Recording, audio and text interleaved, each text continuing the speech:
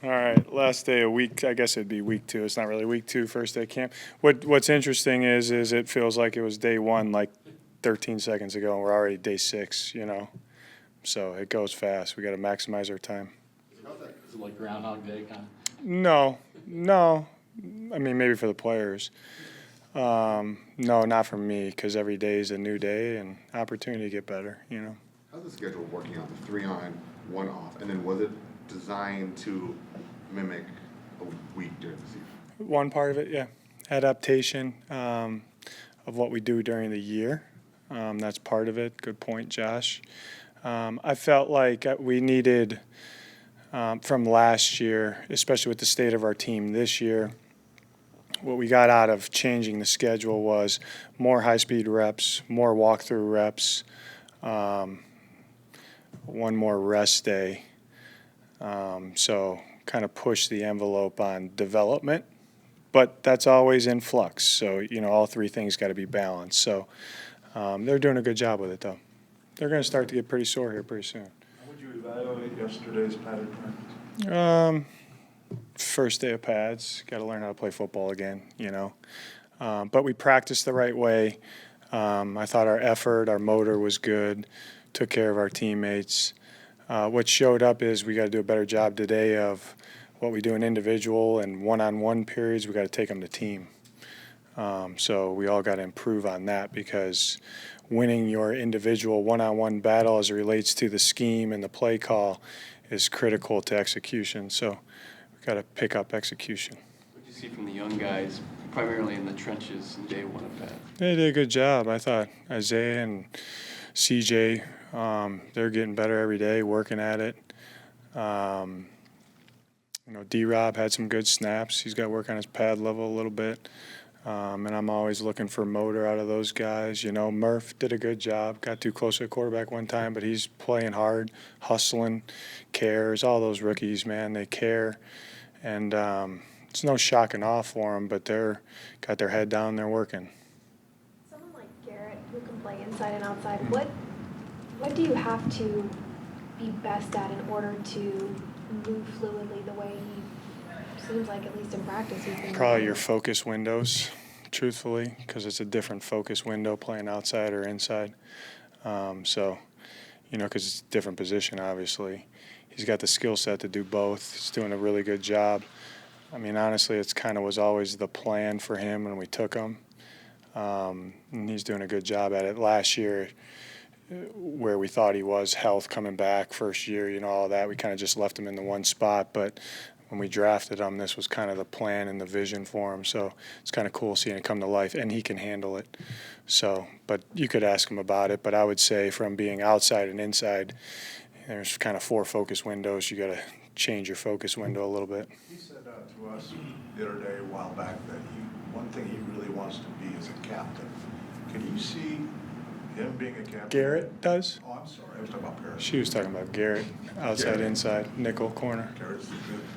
Garrett Think could about be. Paris, Okay. or Yeah, he's definitely shows leadership traits. So does Garrett. Honestly, all our rookies do. I mean, all the second-year guys, the rookies, all are rookies too. Yeah, we'll see how that goes. I mean, Paris is worried. I know that's one of his goals, and I'm sure at some point he will be, if he keeps doing what he's doing. You know what I mean? But we got a lot of good veteran leadership too. So, but honestly, I'm not going to get into what I asked those guys when I asked them to be captains, but anybody can provide positive influence to the team. So he does that in his own way, whether he wears a C on his chest or not. How much time, obviously you spend time with all the players, but with the specialists, and I'm asking about Gillikin in particular, how much time do you get to spend with him? He came in late last year and he's on the team, but obviously the specialists are doing a lot of different things compared to everybody else. How much time do you get to? Yeah, when he came to us last year, not a ton. I think I have a much better understanding of him as the person, his process. I think he probably has a better understanding the way I am, and we vibe. who is he as a person? He's just a good dude, man. I mean, he's actually kind of what's the word, like when you're funny but you do it on the sly? Yeah, I guess like he'll say something to you and he's not trying to be funny, but it's funny, like dry humor, I guess, or what's that word I'm looking for? Yeah, like that, you know. But he hit it good yesterday, and I said he was cutting it close to where he had to be after practice, and I said, "Oh, you hit it good one day, and you just do whatever you want to do, you know." He's like, "Coach, I'm right on time, man. I'm good." So he's a cool cat. You told us the other day that John Gaines was going to be less limited, and we've seen him in some interesting roles. What are you trying to find out about? He's doing a pretty good job, isn't he? Looks good. He's playing multiple spots. We were talking about him this morning. He looks at the tape. He's looking good for what he's went through the last 9 months. Very pleased where he's at. He's about to be kind of full go here in a minute. But I feel like he's doing a good job. Mentally, there's a reason why we drafted him. I mean, he's got a certain skill set, can play all the 3 interior positions, which for some guys can be a challenge, both the physical and mental part, because there's a little, less space playing center, a little more space playing outside. We ask him to do a little bit different things. The schematics of it with the protections in the run game playing center, that's kind of where it starts with the center, and he can handle all that. And he looked good, banging in there yesterday. So it's good to see. He's got a smile on his face. He looks good. When you were an assistant with the Vikings, specifically in 2015, and the Hall of Famer Dwight Freeney was here, he had a big game against He did. Sack fumble to win it, didn't he? His place was rocking. That was Thursday night. What other recollections do you have of him? Well, that's what I say. The place was electric. I know they were really good that year. Bruce had them rolling. But I remember that was a short week, and we were pretty good that year. We went to the playoffs. Minnesota, I'm saying. Arizona was really good. And we came here. I remember it being very, very loud.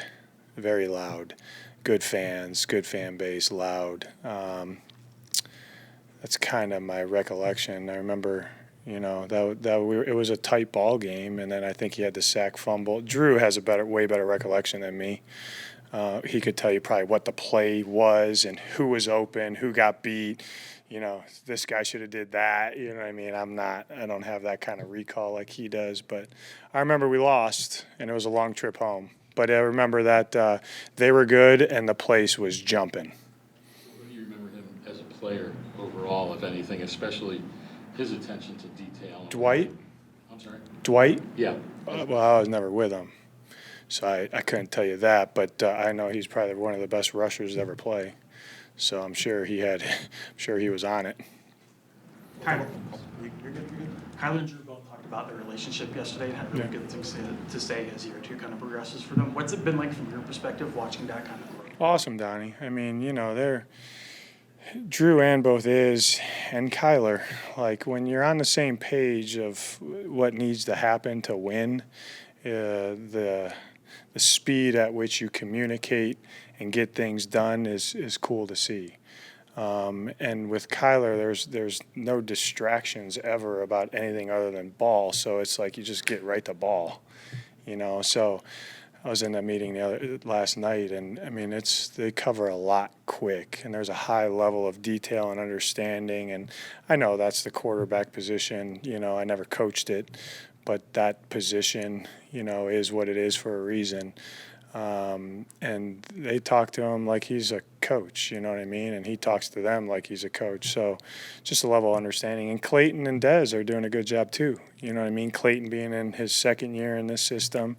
And it's evolved, you know what I mean? Dez has played a lot of ball, but a different system. There's some same plays, obviously, with Arthur and with Dave Ragone, in Atlanta, but it's different terminology, different thinking, different vision of how that goes, different footwork, all those things. So they're all 3 of them are doing a good job. How do you decide which meetings to go into on a daily basis? Kind of my gut, But yeah, I try to get to all of them as we get going. Participate or sit in the back and listen? I participate. Interactive meetings, I believe in it, so I ask questions. What have you seen from the backs behind James that competition? Yeah, it's a great competition. I mean, a healthy blend of different skill sets, different experiences. Guys do some really good things, but Autry does a good job of, coaching the details and letting them be who they are, within the play. Here's what needs to get done. But if you need to get to it off your fourth step and you need to get it off to your fifth step, that's okay. You know what I mean? So I think they're doing a heck of a job. As always, you want to see backs carry the ball when it's live. So, but there's a lot that needs to be done before we play New Orleans for those guys to play well for us. But I like the path that they're on. Where have you seen Amari take the biggest step so far? So he feels like he has some juice in there. You could ask him. I'm probably going to blab a little bit, but I thought that in February I said, you need to let's get going and get in shape here. I might have called him pudgy. But he looks good. He looks good. He's rocked up. I think explosive. He looks explosive. And he's probably second year in the system, playing a little faster mentally. But what he does, obviously in the run game, he's a talented runner. He had a good run yesterday, really good run yesterday. Instinctive, does what he's coached to do and then kind of let instincts take over and make a play. But he's really good on third down. Really good on third down. He's very smart. He's big enough and has enough toughness to, step up in a gap and stone somebody. That's a luxury, especially for a rookie back to be able to do that. So he plays a lot. He wears a lot of different hats. He's going to factor on fourth down. He's doing a good job. Trey Benson talked about working on his pass protection. Yeah. Is that the focus for him to be able to get on the field more? No, I think the focus is make sure you're improving your game in all aspects. So for him, it's fourth down, it's aiming points, it's pass protection, it's what you do in the passing game, ball security. I'm on him about that. So no, there's no one thing that's going to get you on the field. It's making sure that you're becoming a better player each and every day. Tyler said yesterday one of his favorite things having the pads on is when you're able to make a play, it feels good because, defense can't say, oh, if we had pads on, that'd be different. Yeah. From an evaluation standpoint, is it common to where you're kind of shocked of, does it feel different of seeing pads versus not pads, or is it you're kind of able to have a good enough idea? A little bit of both. Again, when you got pads on, it's closer to real ball. So I put a little more weight on when I'm evaluating, when, Monty's evaluating, when the staff's evaluating, when we have pads on. But we evaluate when we don't have pads on, and you got to get better, and they're competing when they don't have pads on too. So what he's probably talking about is without pads, there's a certain way we practice for our health. He throws a ball, and he thinks it's a first down, and the DB says, I would have, knocked that down because I would have went through the receiver's back, and so they kind of use that as a crutch. That's what he's talking about. When we're in pads, you can't use that as a crutch because you could have did that. So first down cards, that's what he's talking about. Elijah Higgins, what were some of the things you challenged him with just entering the offseason? Higgy Bear, consistency, he did a good job. Remember now when we signed him, and he was converting positions. So he's converting a new position, gets a month on a job in a system. Then we take him, brand new system, still converting, you know what I mean? But he looks good. I think he's going to be he's a weapon in the run and pass game. He's strong. He's explosive. He's very smart. He's got ball skills. I love his game. And I think that the more he plays, Ben's got a young group in there. Ben and Whip got a pretty young group in there. And the more he plays, the better and better he's going to get, And I know that I feel like, he's got a good rapport with Kyler right now. Some certain things, he'll speak up in meetings and ask, you like the way I ran that route? And, Kyler will give him some feedback, and Clayton will give him some feedback. And, Ben coaches those guys hard. He does a great job with them. Those guys respond.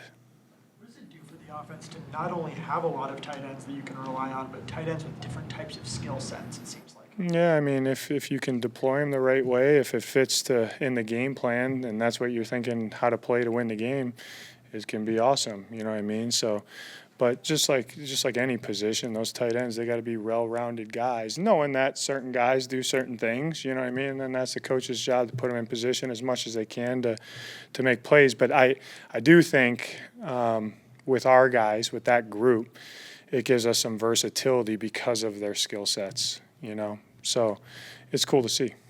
Nick said a couple weeks ago he was a really big trash talker towards the offensive side of the ball. Has that been the case? Nick Rallis? Yes, sir. Yeah, he better back it up.